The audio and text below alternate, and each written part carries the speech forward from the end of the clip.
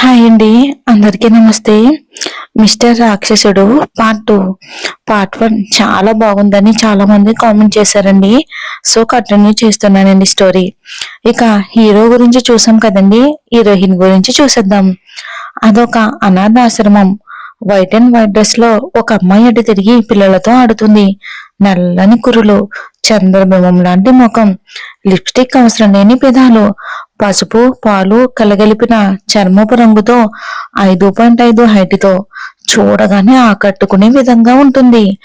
దేవుడే దిష్టి చుక్క పెట్టాడు అన్నట్టు మనుకట్టు వద్ద నక్షత్రాకార పుట్టుమచ్చతో ఉంటుంది తను.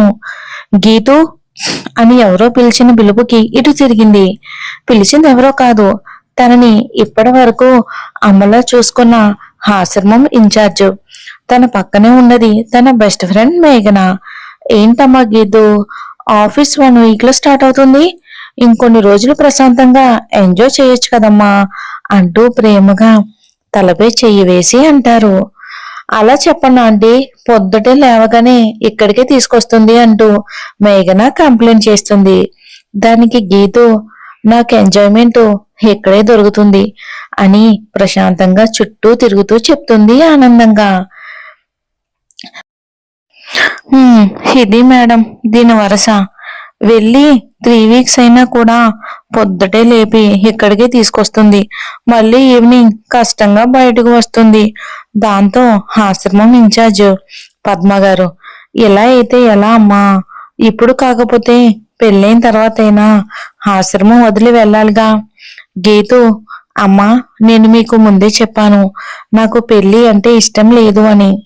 తప్పమ్మా, ఎవరో 2-3 మీ ఫ్రెండ్స్ పెళ్లి పేరుతో కలిసి ఉండి పిల్లలు పుట్టాక విడిపోయారని, ఆ పిల్లలు అనాథల్ని చేశారని అందరూ అలా ఎందుకు ఉంటారు గీతు తల్లి అని లాలనగా చెప్తారు పద్మ గారు. ఎవరో 2-3 కాదమ్మా, దాదాపు అందరూ అలానే ఉన్నారు. అందుకే నాకు పెళ్లి చేసుకోవటమే ఇష్టం లేదు నాకు. ఇక జాబ్ చేస్తూ ఈ ఆశ్రమంలోని పిల్లల్ని చూసుకోవటం అంటే నాకు చాలా ఇష్టం అమ్మా. తను అలా చెప్పగానే పద్మ గారు మేఘన కోపంగా చూస్తారు తన వైపు. దాంతో గీతు సారీ అంటూ కూల్ చేసేసింది. గీతు అని దాంతో అమ్మయ్య అనుకుంటూ పిల్లల్ని చూస్తూ ఎలా ఉన్నారు అంటూ ప్రేమగా వాళ్ళని పలకరిస్తుంది. మేము చాలా బాగున్నాం అక్క, మీరు ఎలా ఉన్నారు అంటూ మేఘనాని కూడా పలకరిస్తారు. మేఘన, మేము చాలా బాగున్నాం, కానీ మీరు మాత్రం బాగా చదువుకోవాలి అని చెప్తుంది. నీ వల్ల ఇంకో 2 పిల్లలకి మంచి జీవితం దొరికింది అంటారు పద్మ గారు. నాదేముందమ్మా, నాకు చేతనైంది నేను చేశాను అంటుంది గీతు. సరే మేడం, ఇంక హాస్టల్కి బయలుదేరతాం అంటారు వాళ్ళిద్దరూ. మీరు హాస్టల్ ఫీజు చేశారుగా అమ్మా గీతు, నీ దగ్గర అవసరాలకు మనీ ఉన్నాయా అని అడుగుతారు పద్మ గారు. దానికి గీతు, నా దగ్గర ఉన్నాయమ్మా, నేను చదువుకునేటప్పుడు పార్ట్ టైం జాబ్ చేసిన మనీ ఉన్నాయి కదా, నెక్స్ట్ టైం ఇక ఎలానో జాబ్ వచ్చేస్తుంది కదమ్మా, సో ఇక నో ప్రాబ్లం ఫర్ మనీ అంటుంది గీతు. దానికి పద్మ గారు, నేను నీకు ఇచ్చిన రింగ్ జాగ్రత్తగా ఉంది కదా అని అడిగారు. మీరు చెప్పారు కదమ్మా, ఆశ్రమం నుండి వెళ్ళేటప్పుడు రింగ్ ఇచ్చి దానిని తీయొద్దు అని, అందుకే దానిని ఇంకెప్పుడు తీయను. పద్మ గారికి పిల్లలకి బాయ్ చెప్పేసి వెళ్ళిపోయారు వాళ్ళిద్దరూ.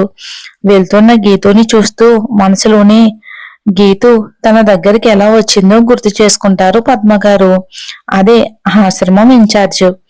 22 సంవత్సరాల క్రితం అర్ధరాత్రి తలుపు కట్టిన సౌండ్ కి తలుపు తీసిన పద్మగారికి వర్షంలో ఒంటి నిండా రక్తం దెబ్బలతో ఒక క్లాత్ లో బేబీని చుట్టి ఇక వర్షానికి తడిచి కన్నీళ్లతో ఆశ్రమం బయట నిలబడిన మహిళని చూసి ఏదో మాట్లాడబోయేంతలోపే ఇక ఎదురుగా ఉన్న మహిళ, ఈ పాపని మీ ఆశ్రమంలో ఉండనివ్వండి, ఎవరైనా వచ్చి పాప గురించి అడిగితే ఈ ఆశ్రమంలో పాప లేదు అని చెప్పండి, తన పేరు గీతిక నందన ప్రియ అని పెట్టండి అని చెప్పి పాపని ఒక్కసారి ముద్దాడి కన్నీళ్లు పెట్టుకుంటూ, నిన్ను మళ్ళీ చూస్తానో లేదో కన్నమ్మ అని అనుకుంటూ పద్మగారికి ఇస్తూ తన వైపు చూసుకుని తన చేతికి ఉన్న రింగ్ తీసిస్తూ పాప ఈ ఆశ్రమం నుండి బయటికి వెళ్లే సమయంలో ఇవ్వండి.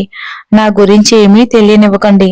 సమయం వస్తే తనే తెలుసుకుంటుంది అని పద్మగారికి దండం పెట్టి నా బిడ్డను కాపాడండి అని పద్మగారు ఏదో చెప్పేంతలోపే రౌడీలు అటువైపు వస్తూ ఉండడంతో పాపని జాగ్రత్తగా చూసుకోమని చెప్పి తన చీర కొంగుతో బిడ్డని పట్టుకున్నట్టు పట్టుకుని వెళ్ళిపోయింది. ఇక అదంతా కూడా పద్మగారు గుర్తు చేసుకుంటారు. చిన్నప్పటి నుంచి పద్మగారి ఆశ్రమంలోనే ఉంటూ ఇక తను స్కాలర్షిప్ తోనే బీటెక్ టాప్ ర్యాంక్ లో కంప్లీట్ చేసింది గీతు.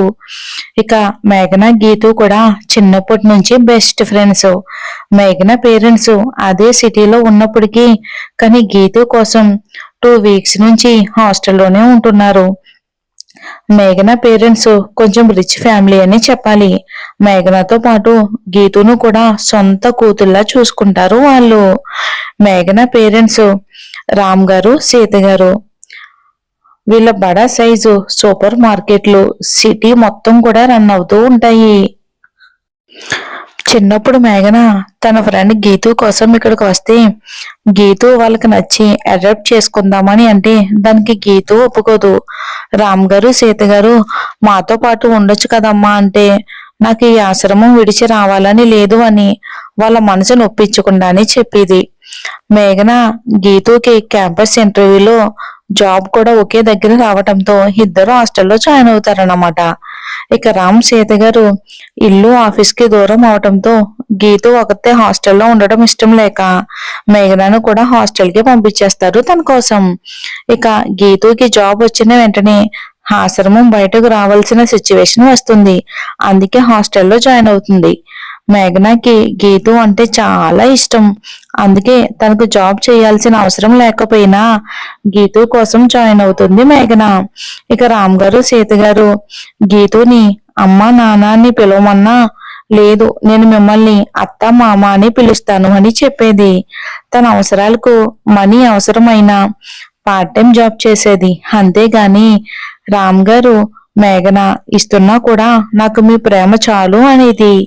ఇక రామ్ గారు, సీత గారు గీతు అభిప్రాయాలకు విలువనిచ్చి తనని ఇబ్బంది పెట్టకుండా చూసుకునేవారన్నమాట. ఇది మన హీరోయిన్ స్టోరీ. దానికి విరుద్ధంగా ఉంటాడు మన హీరో. చూడాలి మరి ఇద్దరు ఒకటవుతారో లేదో. ఇక ప్రెజెంట్ వచ్చేద్దాం. గీతు మేఘన హాస్టల్ కి వచ్చి ఫ్రెష్ అయ్యి రిలాక్స్ అవుతూ ఉంటారు. మేఘన కోపంగా గీతు వైపు చూడడంతో గీతు ఏమైందే, ఏంటి, ఏం కావాలి?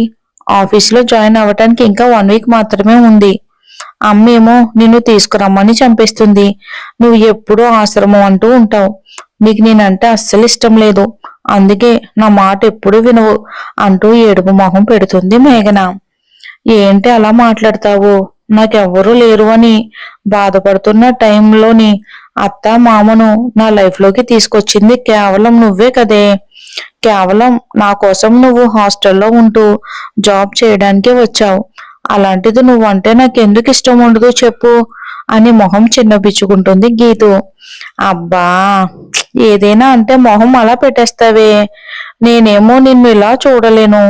సరేలే, ఇక ఏడుపు ఫేస్ తీసేసి నీ నార్మల్ క్యూట్ ఫేస్ కొచ్చేసి ఇక నా కోపం పోవాలి అంటే నువ్వు ఈ 1 వీక్ మొత్తం నాతోనే స్పెండ్ చేయాలి టైం అంతా. గీతు దానికి సరే అని నువ్వు ఈ ఫేస్ మార్చు, ఈ వీక్ మొత్తం నీతోనే అని చెప్తుంది హ్యాపీగా. సరే అయితే రేపు లేట్గా లేచి వెళ్దాం. అంత లేదు, రేపు మార్నింగ్ కృష్ణయ్య గుడికి వెళ్ళి ఆ తర్వాత అత్త, మామ దగ్గరికి వెళ్దాం. మేఘన సరే, నువ్వు బయటికి రావటానికి ఒప్పుకోవటమే ఎక్కువ అని చెప్పి ఒప్పుకుని ఇక స్లీప్ వేస్తారు ఇద్దరు. మార్నింగ్ చాలా విశాలమైన గదిలో ఒక వ్యక్తి నిద్రపోతూ ఉన్నాడు. అతని కలలో ఒక అమ్మాయి చేతికి మణికట్టు దగ్గర నక్షత్రాకార పుట్టుమచ్చతో పిల్లలతో మాట్లాడుతూ ఉంటుంది. ఆ అమ్మాయి కళ్ళు క్లియర్ గా కనిపించడంతో ఆ వ్యక్తి ఉలిక్కిపడి లేచి టైం వైపు చూస్తాడు. 4 చూపిస్తుంది. గత 2 వారాల నుండి ఒకే కల వస్తుంది ఆ వ్యక్తికి. ఆ కలకి ఇరిటేట్ అయ్యి ఇక ఆ కలను మర్చిపోవటం కోసం జిమ్ రూమ్ కి వెళ్ళిపోయాడు మన హీరో. చూద్దాం మరి మన హీరోయిన్ హీరో కల్లోకి ఎందుకు వస్తుందో, ఏం జరుగుతుందో వచ్చే ఎపిసోడ్ లో చూద్దాం. మీరు చేయవలసిందల్లా ఒకటే, కామెంట్ చేసి లైక్ చేయండి. మాకు కొంచెం సపోర్ట్ గా ఉంటుంది. Thanks for watching. నా రావణ్ స్టోరీ కూడా ప్రియా స్టోరీస్ వల్ల పెట్టానండి, new channel. Thanks for watching.